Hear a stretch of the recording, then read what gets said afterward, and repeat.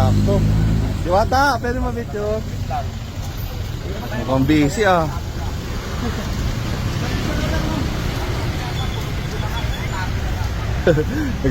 Sabi nagtatago na daw kasi puro picture. Puro picture na. Oo.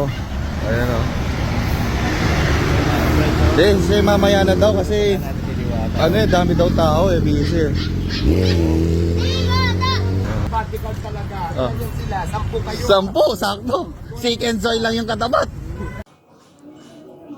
Napanood nyo guys yung video? Napanood nyo? O grabe yung Diwata nyo ah. Yung mga nambabasyahan, tanang ugali ni Diwata. May attitude. Magpapapicture lang yung isang vlogger eh, ayaw pumayag. Ano ka ate? Maganda ka? Ha? Ang ganda mo te ha.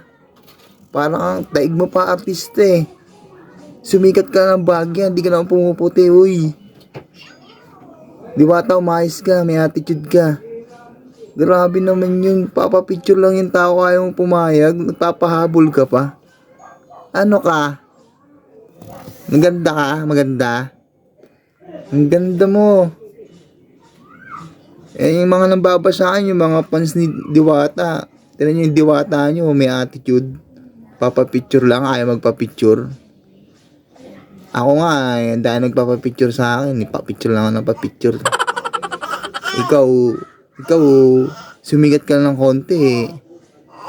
Ano, pahabol? Ayos ah. Ayos ka, Diwata. Yung mga fans mo, inaaway ako, pero yung attitude ng Diwata, ayan, iba siya si Diwata, wag ako. Gigil lang ko sa inyo.